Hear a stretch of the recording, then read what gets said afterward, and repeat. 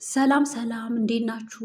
እንኳን ወደዚህ ቻናል በደህና መጣችሁ። በዚህ ቪዲዮ የማጋራችሁ በብረት ድስት የተጋገረ በጣም ቆንጆ ዳቦ አዘገጃጀትን ነው።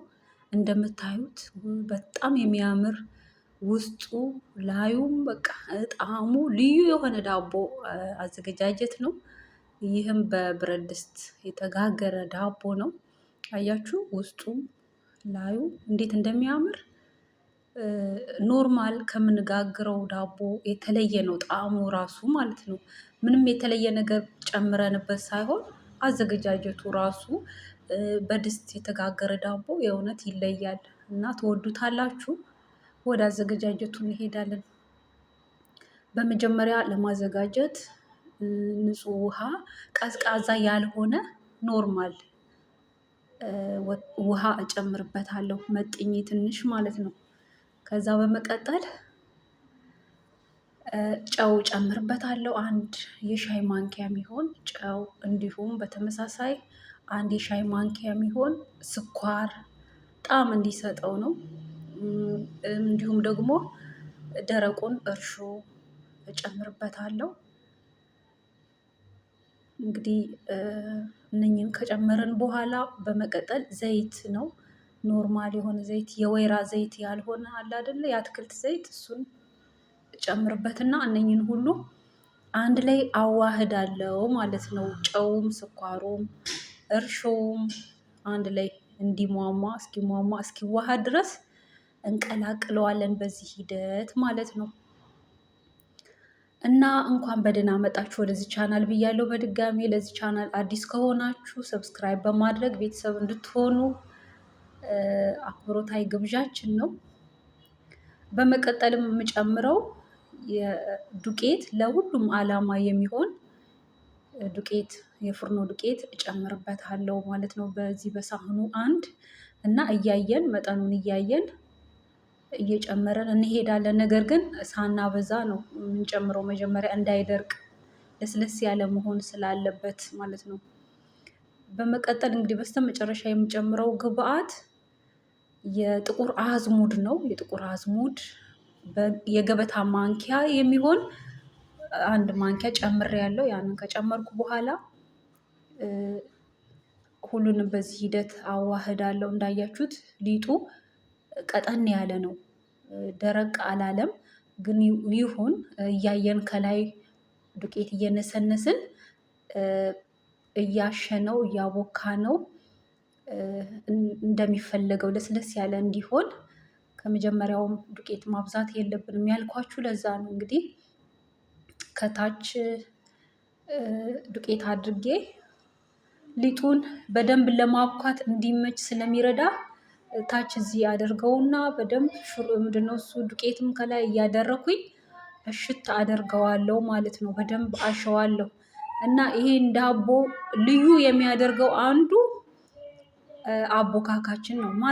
በእርግጥ ማንኛውንም ዳቦ ስናዘጋጅ ማብካቱ መታሸቱ ይሄ በጣም ወሳኝ ነው። ለዳቦ ማማር፣ ለዳቦ በደንብ መብሰል፣ ለጣዕሙም ጭምር በደንብ ማሸት እሽት በጣም አስፈላጊ ነው። ዱቄት ከላይ እየጨመርኩ በዚህ ሂደት እያሸው በደንብ እያሸውኝ ለስለስ ያለ እስኪሆን ድረስ ማለት ነው። በዚህ ሂደት አሽቸዋለሁ፣ በደንብ አብክቸዋለሁ። በቃ ቆንጆ ለስለስ ያለ እንዲሆን ማለት ነው። ዋናው እሽቱ ነው ብያቸዋለሁ። እና በመቀጠልም የምንጋግረው በብረት ድስት ስለሆነ በደንብ ካላሸነው እንግዲህ ሰፊ የሆነ ብረት ድስቱ ሰፋ ብሎ እንደ ልብ እንዲበስል ቦታ ውስን ስለሆነ፣ ነገር ግን ዋናው በደንብ አሽተን ማብካታችን በደንብ እንዲበስልም የማድረግን ስራም ይሰራል። ውስጡ ፍክት ብሎ በቃ ፍርፍር ያለ የበሰለ ዳቦ እንዲሆንም ይረዳል። በደንብ ማሸታችን አቦካኮ ወሳኝ ነው ያልኳችሁ ለዛ ነው። እና በዚህ ሂደት እንዳያችሁት ለስለስ ያለ ሆኗል፣ በደንብ ተቦክቷል። እንግዲህ ይሄንን ዳቦ ለማዘጋጀት ተጨማሪ የተለያዩ ግብአቶችን ማካተት ይቻላል። ብዙም ግብአት ግን አላካተትኩም። እንዳያችሁ ያካተትኩት የእርሾ ነው። አንድ ማንኪያ ዘይት ጨምሬያለሁ።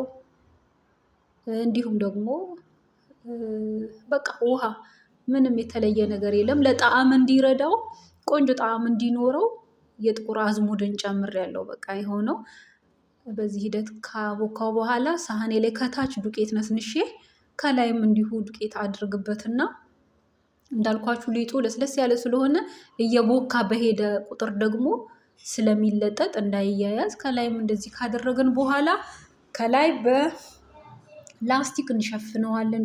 ሊጣችንን በዚህ ሂደት በላስቲክ ሸፍነን ከላይ ጨርቅ ነገር አድርጌ እስኪቦካ እተወዋለሁ ማለት ነው። ለግማሽ ሰዓት ያህል ወይም አንድ ሰዓትም እንደ ጊዜው እንደ አየሩ ሁኔታ መብካቱ ሊፈጥንም ሊዘገይም ይችላል። የግድ እስከዚህ ሰዓት ብሎ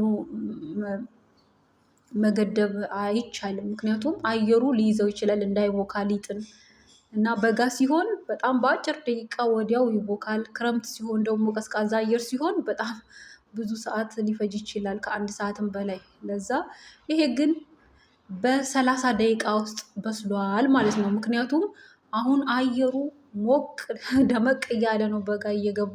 አንዳንዴ በእርግጥ ቀዝቀዝ ይላል፣ አንዳንዴ ደግሞ ሞቅ ይላል።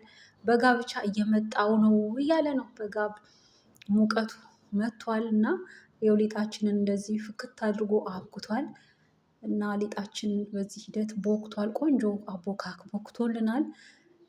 ከዛ በመቀጠል እንደገና ዱቄት ከታች አድርገን እንደገና እናቦካዋለን ማለት ነው። አያችሁት ሲቦካ የመለጠጥ የመቅጠን ባህሪ ይኖረዋል ራሱ ሊጡ። ሲጀመርም ድርቅ አድርገን ስላላቦካ ነው ማለት ነው። ለቀጣይ ለአሰራራችን እንዲረዳን በዚህ ሂደት እንደገና ዱቄት እየነሰነስን የተወሰነ ያህል ብዙም አይደለም፣ የታሸ ነው እህሉ ኦልሬዲ ሊጡ የታሸ ነው የቦካ ነው። ምንም አይወጣለት ቆንጆ ሊጥ ሆኗል። ግን የተወሰነ ሲቦካ ቀጠን ስላለ ብቻ ነው ትንሽ ዱቄት አድርጌ በዚህ ሂደት የማሸው ማለት ነው። እና ትወዱታላችሁ። ሊጡ ራሱ ልስላሴው ማማሩ በቃ ቆንጆ ሊጥ ቆንጆ እና ድፎ ዳቦም ሲጋገር በደንብ መታሸት አለበት ቆንጆ ዳቦ እንዲሆን እና በአጠቃላይ ኖርማል ዳቦም ስንጋግር እንዲሁ ነካ ነካ አድርገን ያሸነው ከሆነ ሲበስል እና ኖርማል አይሆንም። ጥሩ አበሳሰልም አይበስልም እና ጣዕሙም ራሱ ይበልጥ ጥሩ እንዲሆን የሚረዳው አቦካኩ ነው እላችኋለሁ። ብዙ ግብአቶች የተለያዩ ነገሮችን አካተን እንዳዘጋጀን ያለ አይነት ዳቦ ይሆናል ማለት ነው። በዚህ ሂደት ካዘጋጀሁት በኋላ ድስቴ ላይ የኦቨን ፔፐር አደርግበትና የኦቨን ፔፐሩ ላይ ዘይት ከፈለግን ዘይት ማድረግ እንችላለን። እኔ ግን ከታች ዱቄት ነው አሁን የማደርገው። ዱቄት ከታች ዱቄት ነስነስ አድርጌበት ከዛ ዝግጁ የሆነውን ሊጡን አደርግበትና እንደገና ለ10 ደቂቃ ያህል ከድኜ በጨርቅ ሸፍኜ ከላይ እተዋለው ማለት ነው። እና ሊጣችን ይሄን ይመስላል። ያምራል ደግሞ ጥቁር አዝሙድ ዳቧችን ላይ መጨመር በጣም ቆንጆ ነው። ጣዕሙን ቆንጆ እንዲሆን ያደርገዋል። ሌላ አገራት ብዙም አያካትቱም እንደዚህ ዳቦ ሲያዘጋጁ እንደዚህ ቅመምን ጥቁር አዝሙድን አይጠቀሙም ብዙም። እና እኛ አበሾች ግን አካተን ነው የምናዘጋጀው። ደግሞ ዳቦም ልዩ ነው የሚሆነው። ደግሞ ለጤናም በጣም በርካታ ጥቅምም ስላለው ተገቢ ነው እንደዚህ መጨመር። የምትወዱ ከሆነ ማትወዱ ከሆነ ግን ባትጨምሩም። ለ10 ደቂቃ ከድኜ ከተኩ በኋላ ሊጣችን እንደገና ትንሽ ብድግ እያለ ነው። በደንብ እንደ ልቡ እንዲበስል በኦቨን ስለሆነ የምንከተው ከላይ ሊጡን በእንደዚህ ሂደት እንቆርጠዋለን ሊጡን። ምክንያቱም በደንብ አየር ገብቶት ማለትም ከውስጡ ፍክት ብሎ እንዲበስል ይረዳል። በዚህ ሂደት እንደዚህ ሊጡን መቆራረጥ ትችላላችሁ፣ አለመቆራረጥም ትችላላችሁ። መቆራረጣችን እንደዚህ ቅርጽ ማውጣታችን የሚጠቅመው ዳቦ በደንብ ፍክት ብሎ እንዲበስል እንዲሁም ደግሞ ከበሰለ በኋላ ዳቦ የሚያምር ቅርጽ ይኖረዋል፣ ቆንጆ ይሆናል ማለት ነው። እና በዚህ ሂደት ካደረግኩ በኋላ ከላይ ምንም መቀባባትም አያስፈልግም። ሊጡ ራሱ አቦካካችን ቆንጆ ከላይም ከውስጥም እንዲሆን ይረዳል። ከፈለጋችሁ ከላይ እንቁላል መቀባትም ይቻላል። ነገር ግን ምንም አላረኩበትም። ኦቭን ውስጥ ጨምሬ በ150 የሙቀት መጠን ነው የጨመርኩት። ከ150 በላይ ከሆነ ግልብልብ ብሎ ውስጡ ሳይበስል እንዳይቀር ዝግ ባለ የሙቀት መጠን ቀስ እያለ እንዲበስል እንፈቅዳለን። የተወሰነ ካቆየነው በኋላ ክዳኑን መክፈት አለብን። ምክንያቱም ከላይም እንዲበስል እንዲረዳ ማለት ነው። የተወሰነ ከድነን መተዋችን በእንፋሎት ሊጡ እንደገና ብድግ እንዲል ይረዳል። ብድግ ብሎ ከጨረሰ በኋላ ክዳኑን ማንሳት አለብን፣ ከላይ እንደዚህ ሆኖ እንዲበስል ማለት ነው። እና በ30 ደቂቃ ባልሞላ ጊዜ ውስጥ ዳቦ በስሏል። እንደዚህ የሚያምር ቆንጆ ዳቦ ወጥቶታል። በድስት ራሱ የተጋገረ አይመስልም። በጣም ነው የሚያምረው። በጣም ልክ በቅጠል ምናምን ተደርጎ የተጋገረ የድፎ ዳቦ ይዘት ነው ያለው። ከታችም እንዳያችሁት ነው፣ ብራውን ሆኖ ቆንጆ ሆኗል። ውስጡንም ደግሞ እናያለን ከፍለን። እኔ እንግዲህ ቸኩዬ ለመብላት በትኩሱ ነው የቆረስኩት ማለት ነው። እና ዳቦን ከቀዘቀዘ በኋላ ስንቆርሰው ነው የተሻለ የሚሆነው። በትኩሱ ሲቆረስ እንደምንፈልገውም አይነት አቆራረስ አይኖረውም፣ ይያያዛልም። እና እኔ ግን በትኩሱ ቆርጬዋለሁ ለመብላት ፈልጌ ማለት ነው። በጣም ነው የምወደው። ኖርማል ከምጋገረው ዳቦ እንደዚህ በድስት የምጋግረው ዳቦ ይለያል።